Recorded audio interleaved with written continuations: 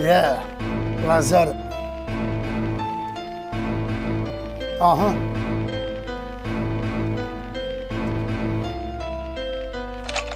Băi, ești nebunitru ca grenada ofensivă pe beat, știi ce zic?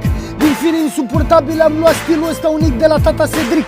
Sunt dulce în vorbă, ca limba pe lindic. Mulți au spus când te aud îmi vine să vomit. Haha, no problem, voi rămâne scârba voastră la infinit. Deranjați așa un pic la stomacel de mod coleric. Vă căcați prea mult pe voi, băi băieți. Am tendința de a face poze la pulă să aveți postere semnate de mine, să vă rămână în inimă lipit de pereți. Pot să dau cu banul că asculți ca prostovanul, te identifici cu clanul. Îți iau în pulă scalpul cu balteagul lui Sadoveanu. Iau foc precum propanul, vă văd zilele ghidate de manele. Luava și în pulă uraganul. Nu cânt în altă limbă despre ce văd pe la alții, dar privind prin generații, văd ce idole aveți și îmi dau seama de nivelul de cultură al acestei nații. Faci umbră pământului degeaba dacă nu știi cine a spus asta, vezi tu? Privind de sus, cred că se răsucește în mormânt cel inspirat de Shakespeare și Rădulescu. N-am căutat pe Google futute în gură cum crezi tu. Astea le știu de când descopeream folclorul.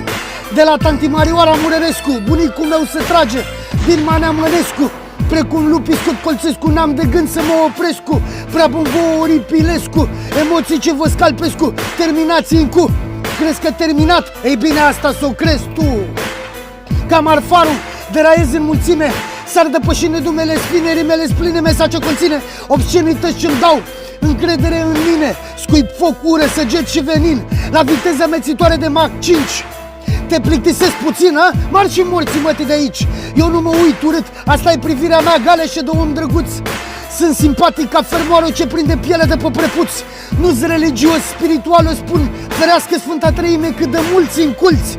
Sfinte Iisuse, iartă-mă că am alergie la proști, asta te face de strănuți.